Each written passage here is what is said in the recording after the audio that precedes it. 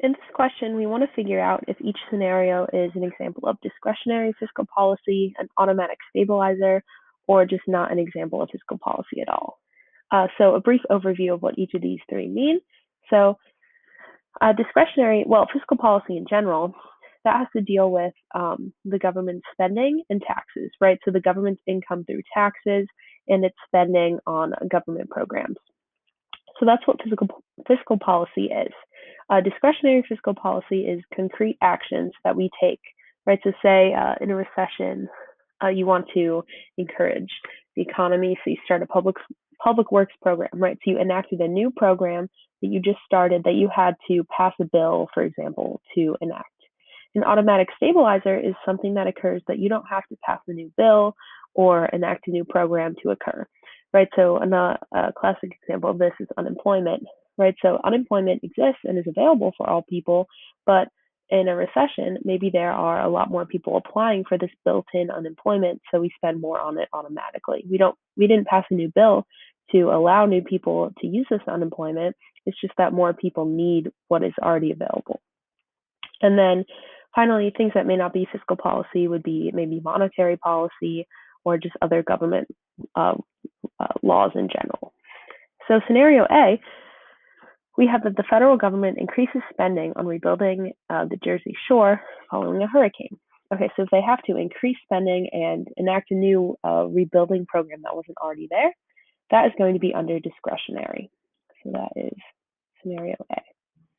Okay, in scenario B, we have the Federal Reserve selling Treasury securities.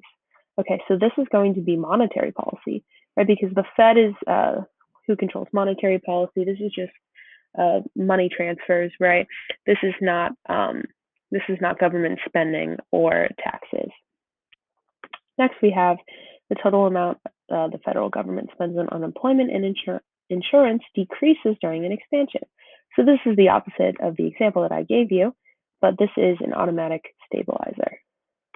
All right, next we have the revenue that the federal government collects from individual income tax declines during a recession. Okay, so this is another example of federal tax revenue decreasing, but not from a bill that created tax cuts, but just because less people are working, right? So this is another automatic stabilizer. So that is D.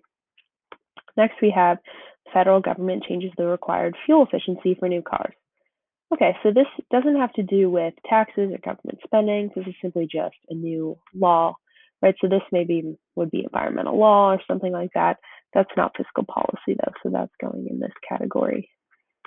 Next, we have Congress and the President enact a temporary cut in payroll taxes. So this is a concrete action where they cut taxes. This isn't what happened because less people are working, but this is a bill that we had to pass. So this is discretionary. There we go. And then finally, scenario G, during a recession, voters approve additional spending on a statewide high-speed rail system. Okay, so this is a new program. They had to vote on this. They had to enact this. So this is also going to fall into the discretionary policy.